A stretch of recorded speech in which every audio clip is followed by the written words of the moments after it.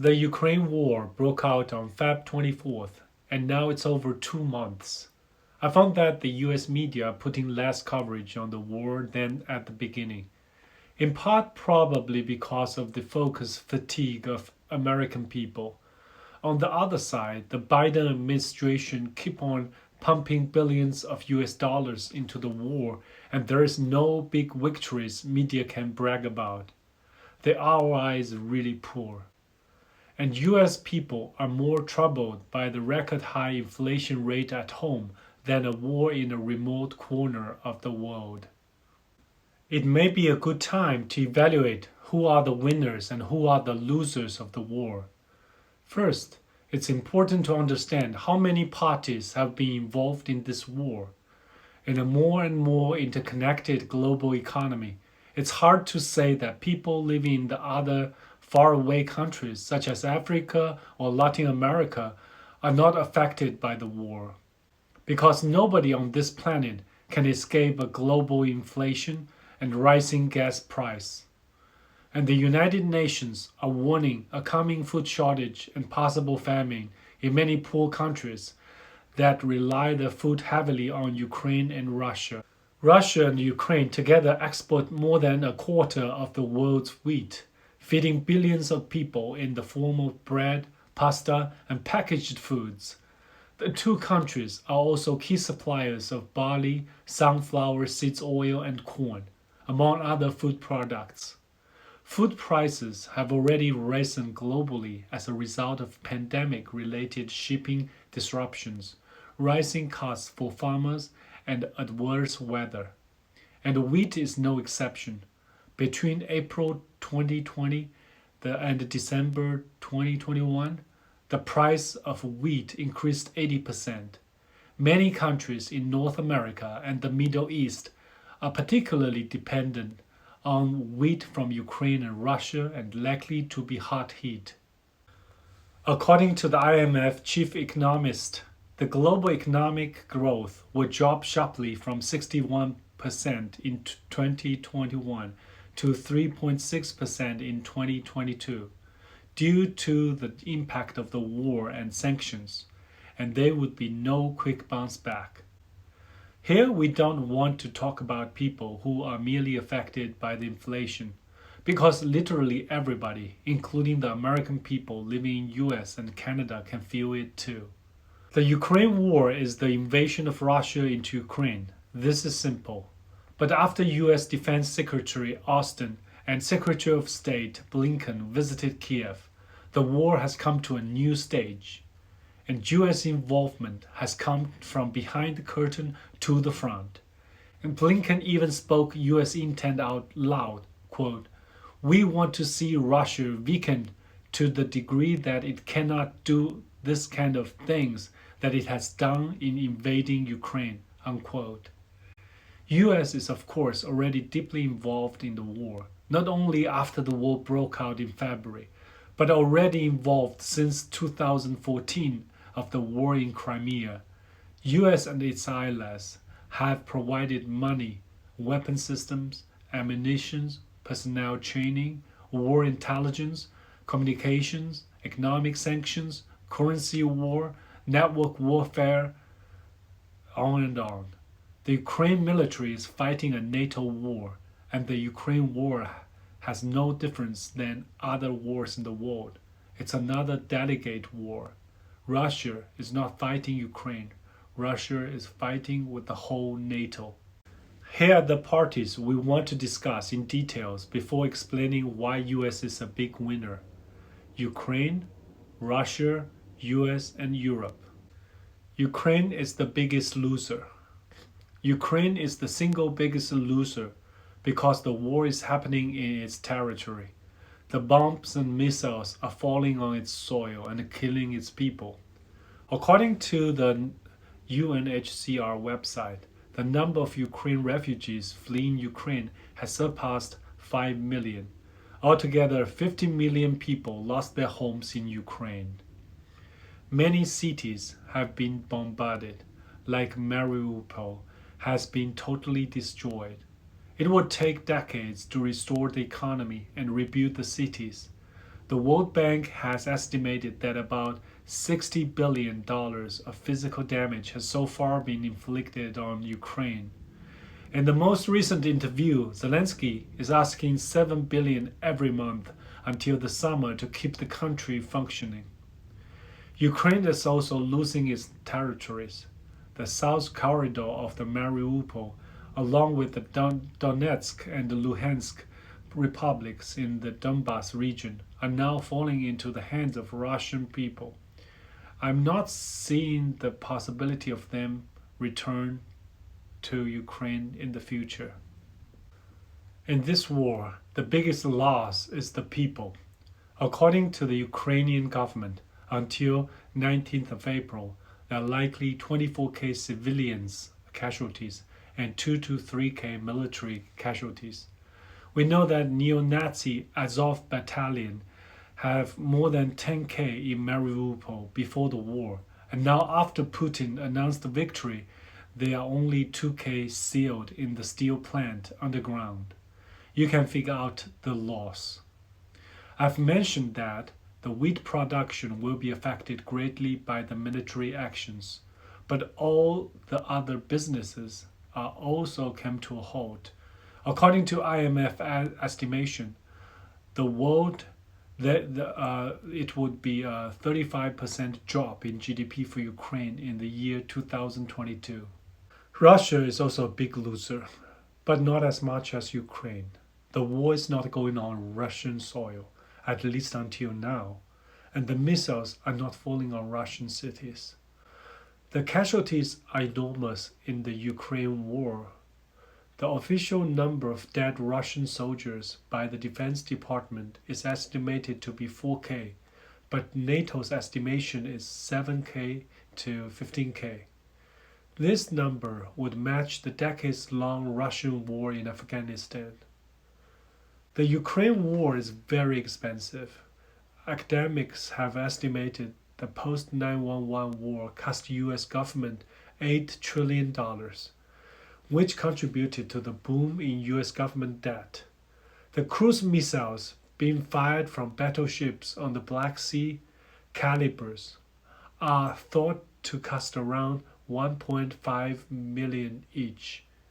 Iskanders, the main kind of missiles used by Russian ground forces, cost more than 10 million per missile. Thousands of them have been fired at Ukraine.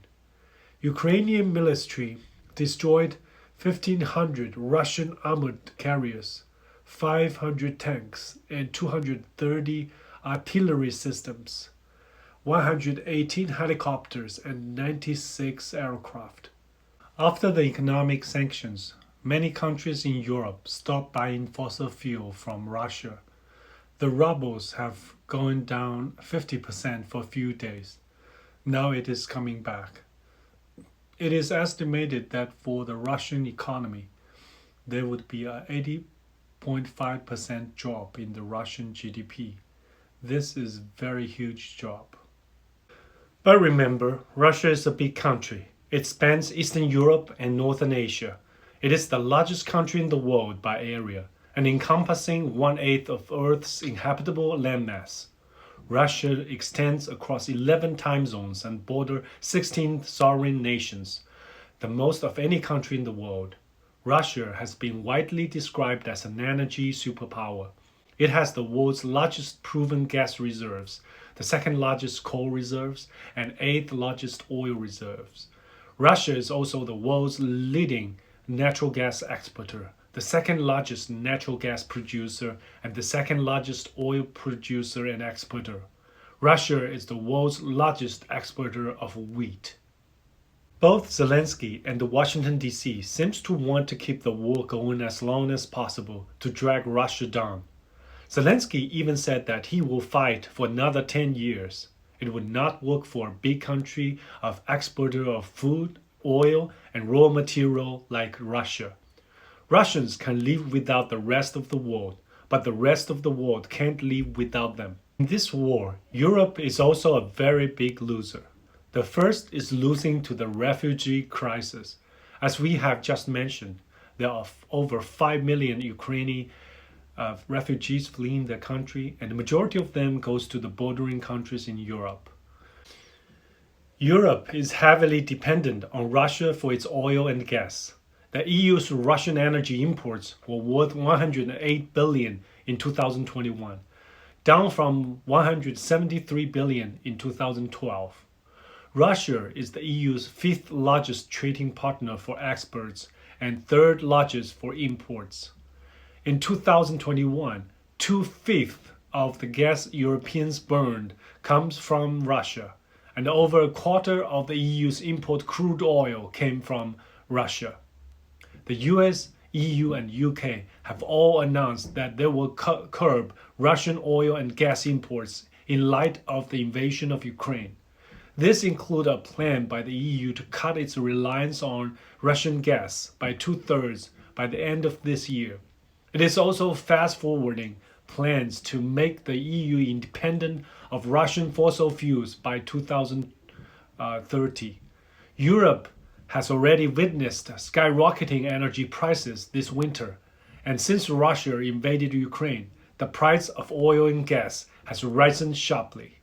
Germany, the biggest nation in Europe, relies heavily on Russian oil and gas. 1/3 of its gas is from Russia at the end of 2021.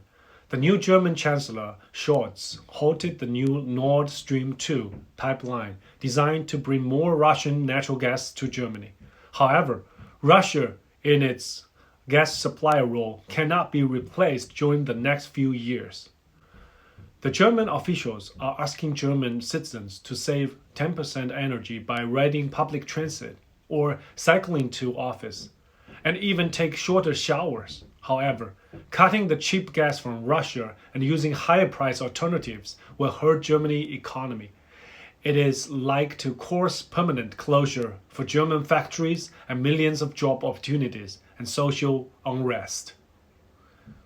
Europe doesn't want this war to go on. Now let's talk about US. Far away from the war, US is the biggest winner of the war, as in any other wars including the invasion of Iraq and Afghanistan. The Ukraine war is far away from the West Hemisphere, and officially there is no American boots on the battleground. The sanctions on Russian oil and gas has very little impact on US economy, far fewer than Europe. Russian crude oil accounts for around 3% of US imports, or 200,000 barrels a day. That number jumps to 8% of imports when refined products like gasoline and diesels are factored in. The US economy is simply not heavily reliant on Russian energy. The US could produce all oil it needs, and when it can't, it could import from North America. One thing to notice is when it poses sanctions on Russian oil and forbids its European allies to import any, it still imports big amount of oil from Russia until early April. As we have mentioned, US can supply its own oil needs and import from North America, but things are quite different from its European allies, who relies heavily on Russian oil and does not have an alternative solution at this time. A strict ban will mean closing down factories, losing millions of jobs and turmoil in Europe. When US, the big brother, asking his followers in Europe to follow suit, does it provide any alternatives for its followers, or does it provide any compensation? I don't think so. Instead, Biden has restarted the US oil production and likely become a big oil exporter in the future. This would be good for the US oil industry. The other interesting factor is that US is turning to its decades-long enemies such as Iran and Venezuela for oil imports, after releasing some of its oil reserves, which does seem like a desperate move. I have seen in Asian media, the general feeling is, have US lost their minds? What the rest of the world are thinking about US and the Biden administration? Another big win is for the US military-industrial complex. All the stocks for the US military industry skyrocketed after the war broke out. Lockheed Martin jumped 20% in the week that the Ukraine war broke out. Now the Ukraine has become an experiment field. First, it became the experiment field for the new weapon systems of NATO. US is providing the latest missiles and drones. Then it is the place to replace and deplete the obsolete Russian weapons for the NATO countries in Eastern Europe. US has urged Eastern Europe countries to donate their old Russian weapon systems to Ukraine, such as the T-72 tanks and S-300 systems. Once these weapons are consumed, their next order would be US weapon systems to comply with the NATO standard. This would be a big contract for military-industrial complex in the years to come. As of any other wars, as long as it's not on the American soil, it will create turmoil in other parts of the world and drive dollars and capital back to the US. The weaker the European economy due to the refugee crisis and shortage of oil and gas, the weaker the euro, and the stronger the dollar. The weaker the Russia, the more stronger US and NATO. US has a lot of reason to keep this war going and keep weakening Russia at the cost of Ukraine people and European economy. That's why you have never heard about US supported any peace talks. All Biden administration and NATO is talking about giving weapons and money to keep the fight going.